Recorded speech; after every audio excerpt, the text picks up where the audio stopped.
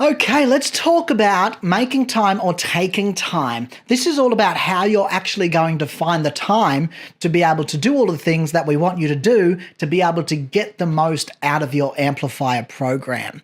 Now, this is usually the first thing that we think about as soon as we commit to something. We usually go, wow, those outcomes sound great, closely followed by, well, how am I actually going to fit this stuff in? And it is a lot easier than we might think. You've really only got two options. So let's dive in and let's talk about them.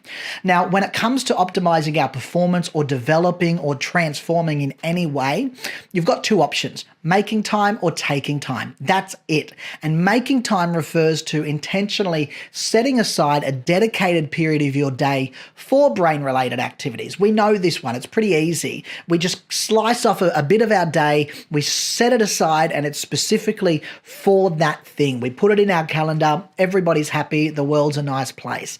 This is great if you've got the flexibility and the control over your schedule to be able to make time. If you can actually do that, making time is the ideal approach. It means that you can allocate a focused and an uninterrupted block of time, allowing you to fully immerse yourself in activities that are going to boost your brain power.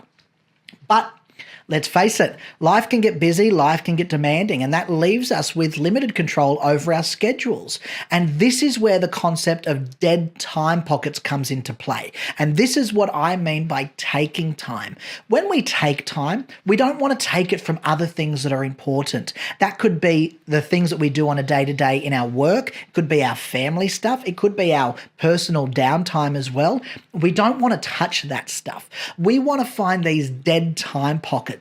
And these are those pockets of times in our daily routine. And yes, everybody's got at least 60 minutes worth of dead time pockets every single day. And it's when we're engaging in activities that require minimal mental focus or attention. So these are like those in-between moments. These are like gaps in our schedule, and they often go unnoticed. And because they go unnoticed, we don't even think twice about them. They're always underutilized. Now, think about it. You're probably sitting there going, I don't think I've got that much dead pocket times. I don't have 60 minutes in a day.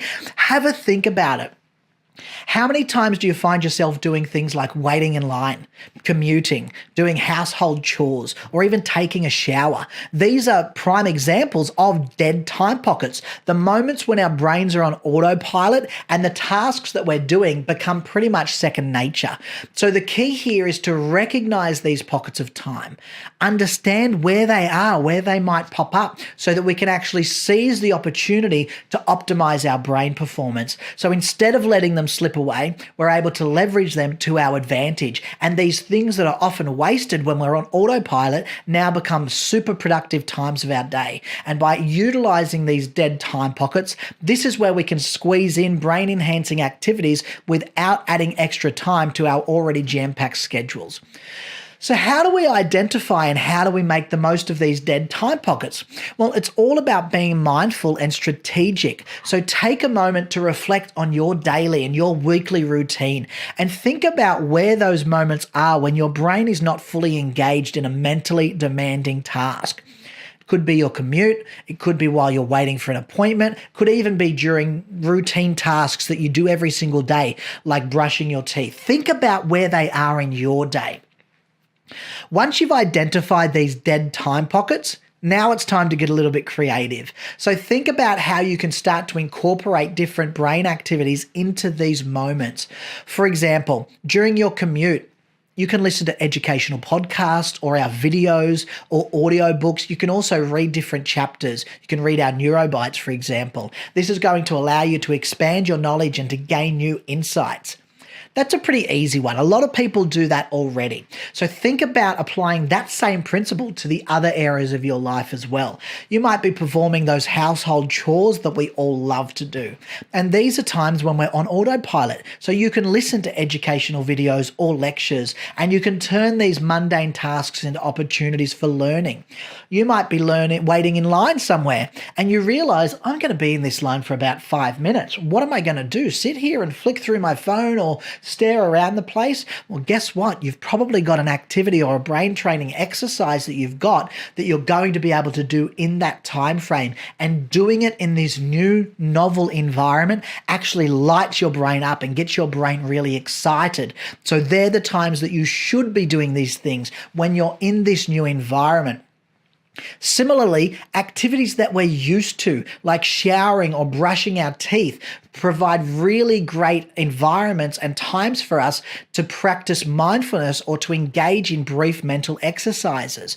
These moments are going to allow you to cultivate a sense of presence, to reduce your stress, or even to perform these quick cognitive exercises to boost your memory, to boost your focus, to boost your creativity. So by taking advantage of these dead time pockets, this is how you get to optimize your day without having to do more, without having to jam more stuff in. And this is how you can make the most of the time that would otherwise be wasted or would otherwise be unproductive.